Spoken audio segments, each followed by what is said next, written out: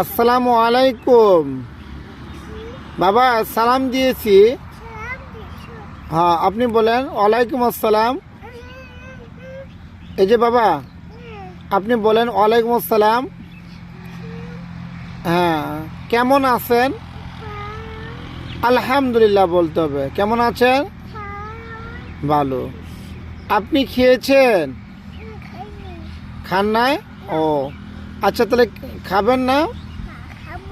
খাবেন না? অবশ্যই খেতে হবে পরে, তাই না? এখন না, এখন খেলাধুলা করতেছি, তাই না? আচ্ছা বাবা, আপনি আজকে পড়েছেন? মাশাআল্লাহ পড়েছেন। আপ হ্যাঁ, জি। ও, আপনি আজ গোসল করেছেন? আচ্ছা, বিষয়টি হচ্ছে প্রত্যেকটি বাবা মার নৈতিক দায়িত্ব কর্তব্য সন্তানকে ধর্মীয় শিক্ষা এবং নৈতিকতা শিক্ষায় গড়ে তোলা। জি জি, আচ্ছা বল। সন্তানদেরকে পিতামাতার কর্তব্য হচ্ছে, জি জি, সন্তানদের তার কথা বলা, শুদ্ধ করে কথা বলা, সুন্দর করে আদব শেখানো এবং ভালোভাবে যেন তারা একে অপরের সাথে কুশল বিনিময় করা। যেমন আপনি কেমন আছেন, খেয়েছেন কিনা, তারপরে সালাম দেওয়া, তারপরে দুষ্টুমি না করা, এই বিষয়গুলো তাদেরকে জ্ঞান দেওয়া। পাশাপাশি বই পুস্তক দিয়ে পড়ার প্রতি উৎসাহ করা এবং তাদেরকে নিয়ে সময় দিয়ে বাবা মার আদর্শকে তাদের মধ্যে স্থাপন করা। সন্তানদেরকে খাদ্য অভ্যাসকে ভালো খাদ্য অভ্যাসে গড়ে তোলা।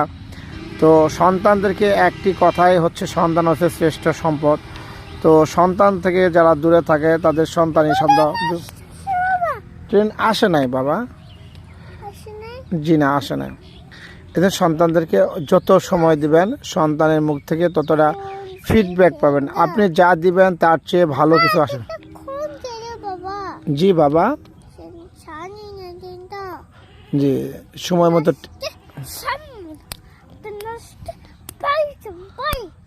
জি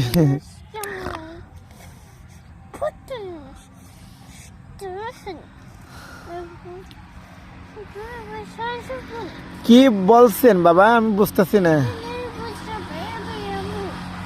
ট্রেনে মারবেন? কেন মারবেন? ট্রেন আলাদা মারবেন? আসতেছে না দেখে? আচ্ছা, ট্রেন আসবো তখন দেখে যাবো, তাই না? আচ্ছা।